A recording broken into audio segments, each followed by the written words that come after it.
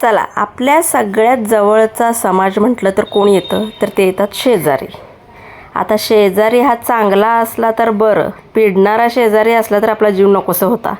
हां, पण आमचा जो शेजार होता की नाही, तो खूप खूप भारी होता. आणि आजचं हे जेवण खास खास त्यांच्यासाठी होता बरं का. कारण ते शेजारी काय 3-4 वर्ष होते आमच्या इथे, पण ते सोडून जाणार होते. त्यामुळे मग आम्ही त्यांच्यासाठी खास बेत केला होता. नॉनव्हेज केलं होतं, व्हेजसुद्धा केलं होतं. पनीरची भाजी, चिकन, सुक्कं, रस्सा केला होता. शेजारी असले की नाही असे चांगले जीवाभावाचे, की त्यांना किती द्यावं आणि किती नाही असं होतं. पण पिडणारे शेजारी जर असले तर रे रे रे बाबा बाबा नको वाटतं, जीव नकोसं करतात असे शेजारी.